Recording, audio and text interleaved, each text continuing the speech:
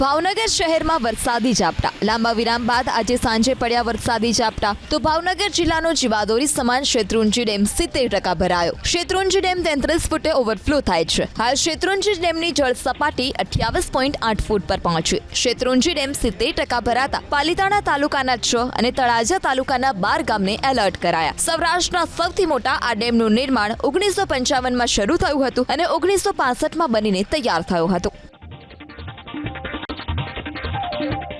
નર્મદા ડેમની સપાટીમાં સતત વધારો. ઉપરવાસમાંથી પાણીની સતત આવકને કારણે સિઝનમાં પહેલીવાર ડેમની સપાટી 136 મીટર પર પહોંચી. 3,47,000 ક્યુસેક પાણીની આવક સામે નર્મદા ડેમમાંથી 3,17,000 ક્યુસેક પાણી નદીમાં છોડાઈ રહ્યું છે. ડેમના 15 દરવાજા 2.50 મીટર સુધી ખોલાયા. વડોદરા, ભરૂચ અને નર્મદા જિલ્લાના 42 ગામોને એલર્ટ કરાયા.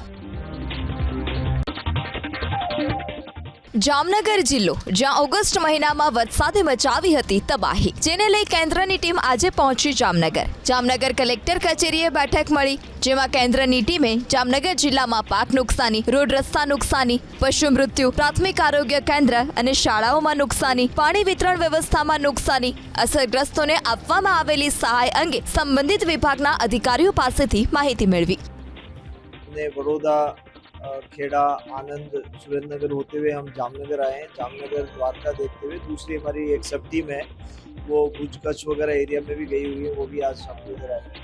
तो हम राज्य के स्तर पे भी बैठक की है, जिलों में भी कलेक्टर से आंकड़े ले रहे हैं. उसके आधार पे हम फील्ड में जाकर देख रहे हैं कि वस्तुस्थिति क्या है और उसके आधार पर हम अपनी रिपोर्ट तैयार करके केंद्र सरकार को